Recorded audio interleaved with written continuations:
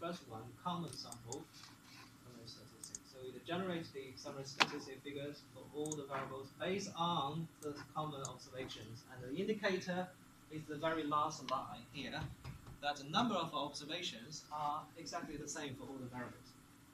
If I generate individual variables, then I would possibly see different. It's not necessarily to see different number of observations, because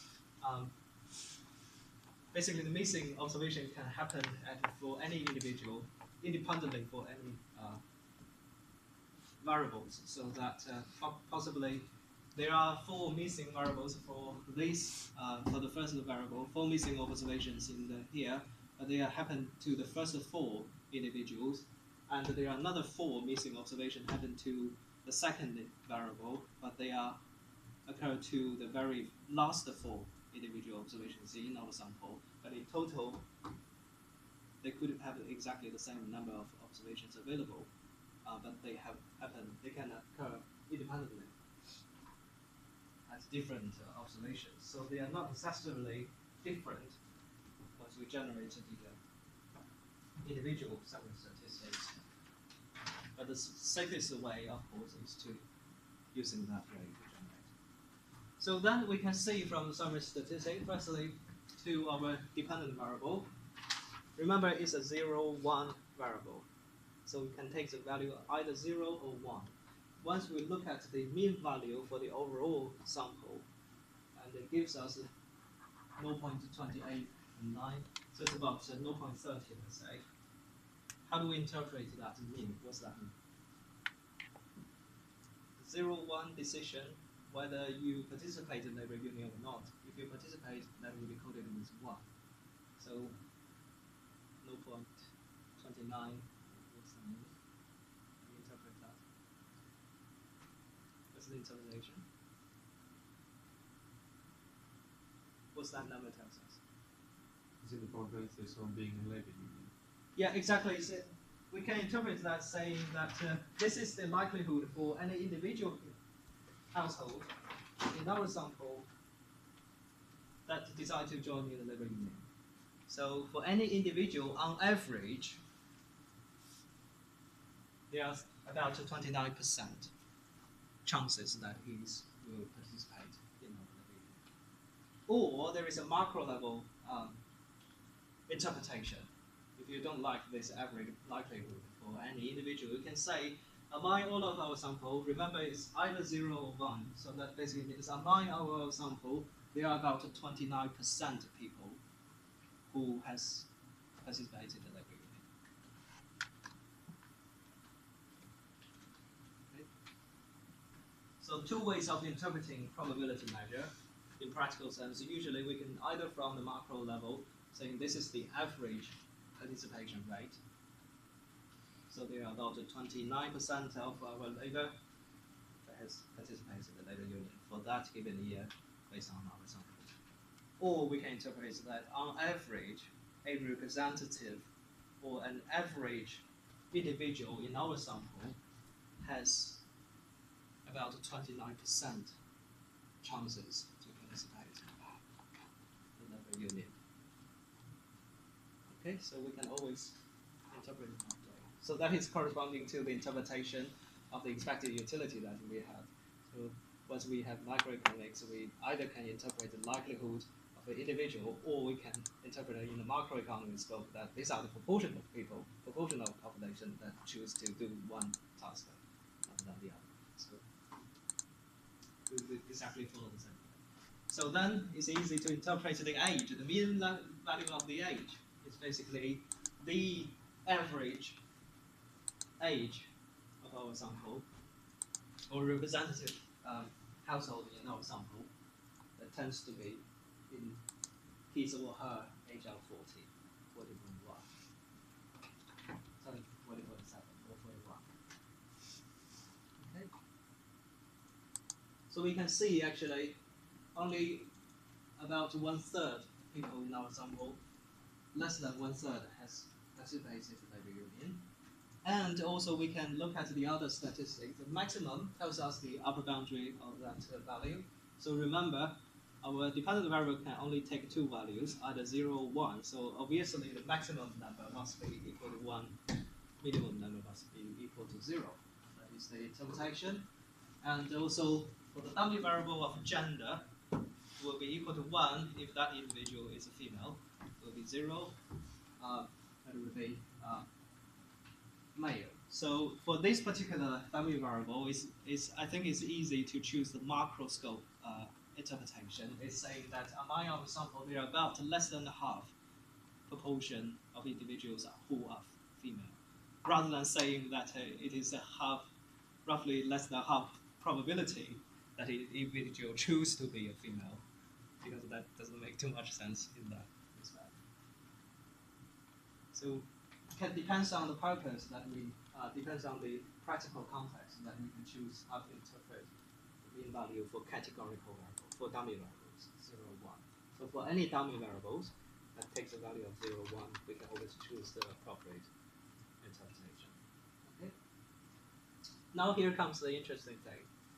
Remember our industry variables are categorical variables. They have different values indicating different industries. But once I have the mean value saying that it's about 5.95, what's that mean? Can we interpret that mean values?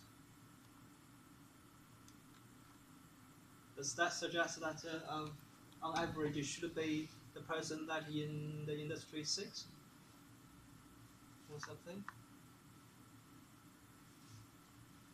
Maybe, or it's hard to interpret. It could be, depends on the industry generation, or something like the region.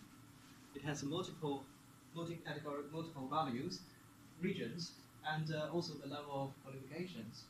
So for those categorical variables, they can take multiple values, and also what's worse is that it doesn't matter for example, for the industry dummies or for the region variables.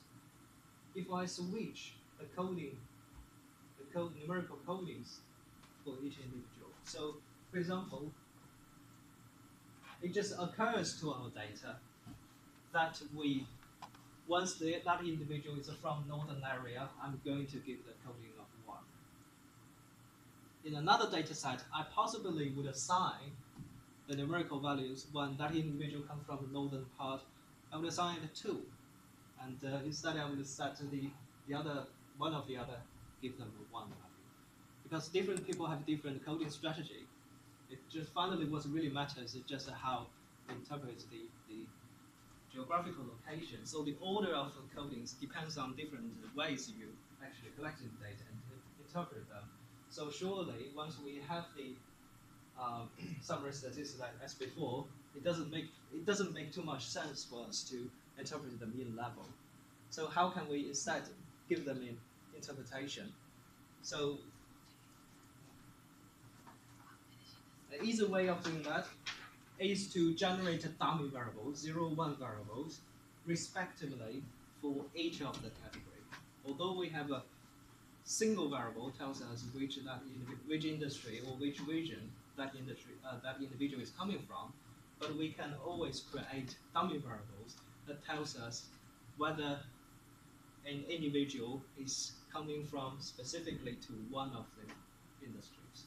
So we can create a dummy to indicate whether that individual coming from northern area, and we can create another dummy to tell us whether that individual is coming from the Yorkshire area, and then the third dummy to tell us whether he's coming from East Midland, or create all the other dummies to indicate whether an individual is coming from any specific industries. So that means if our categorical variable has, say here, 11 categories, then we can create 11 dummy variables in order to tell us anything. Then we can do the summary statistic, because then the mean value would tells us the proportion in our sample of people coming from a particular area. And then we can compare the average proportion to the general population survey, to population census, sorry, to say whether our sampling is representative or not. We can compare that to geographical distribution to say, oh, that survey small sample survey fits the general distribution pattern for the population sensors. And then we say, well, this is somewhat a representative sample. Okay, so we can create dummies for each subcategories within the variable in order to generate. And this is a very tedious task. Why? Because this is just for industry category. We have 11, so we have to create 11 variables. And remember, we have the education. And these are the categories that we have 5 different. So we would create 5 dummies. We would create 11 dummies. And also we have the industry dummies. So we have 9, another 9. So it's really tedious to create that. But that is usually what you do, usually for the first few weeks or months once you get a new data in your PhD work. Okay, so you basically get familiarized with your data, generating all the codings for you to later use, and also generate the dummies that you really have to do your later analysis. Okay, but there are easy way of doing that. How to generate a series in eViews? Have you done that? You've done that, right? So either type in the command, say series, and then new variable names with something, or you can just click and click here that you can generate new variables. But if you think about that, I have to type in 11 times. This is quite tedious work. So the way I'm going to do that is I will introduce a function called expand. So it's internal function called expand.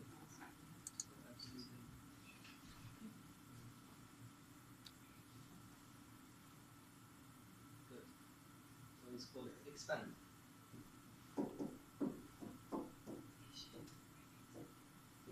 Two ways of doing that. I will introduce them one for one. So this is the internal built-in function. So you can simply type the help and see the detailed syntax to look up that. It has many functions, has many options to do. It's a very powerful function. What it does is that once we specify that, it automatically carry out how many categories in our discrete variable, and it automatically generate dummy variable for each of the category, automatically done. So what we have to do is simply type in that function and then put the variable name, categorical variable names in that bracket. And so on.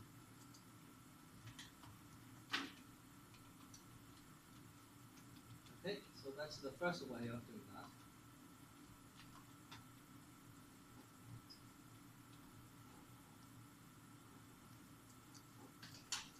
So the way I'm going to do is, for example, simply copy and paste. So I will create a new group called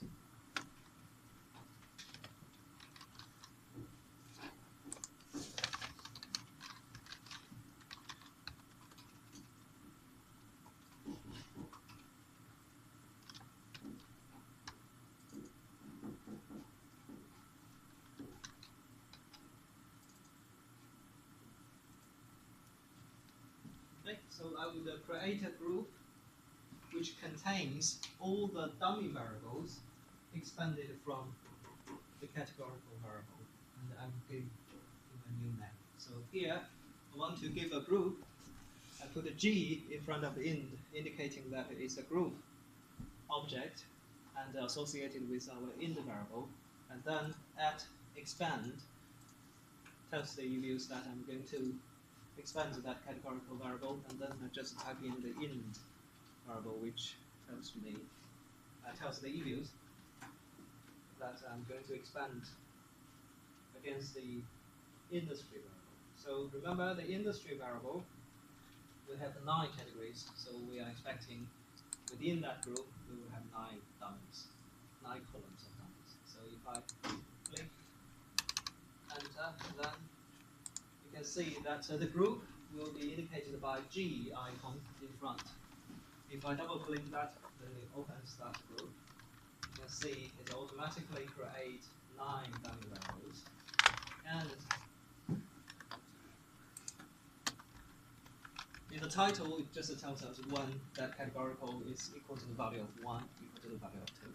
So we've done that. So this is the raw data. Automatically, you can see in the 11th observation, for that particular individual, he is working in the industry of category 4. So we can then map into our interpretation. So the first one is the construction industry. Okay.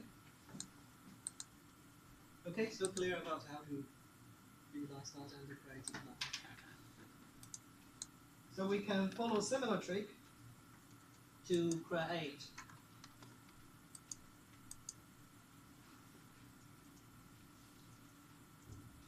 the other variables. So group, and then highest quality, HQ, and then H4, and then I create the group for highest qualification. Okay. So there is also I create a region, group region, right? And right.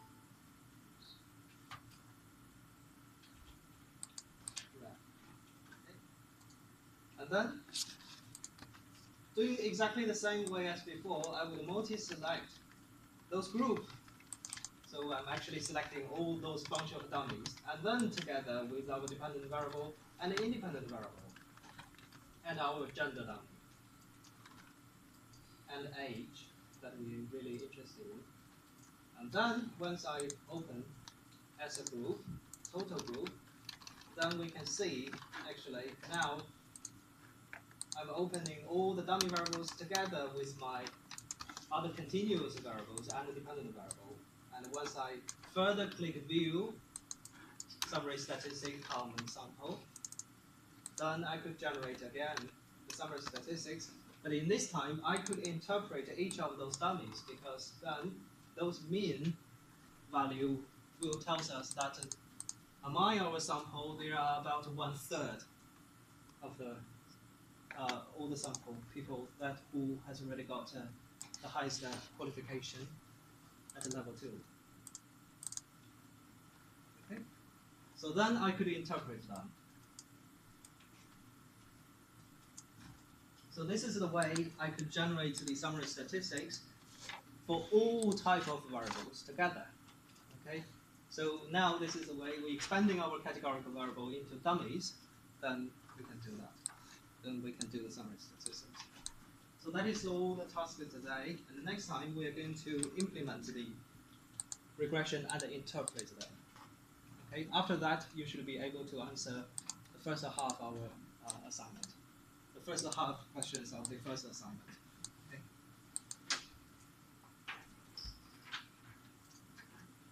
Okay. So today's trick is just that.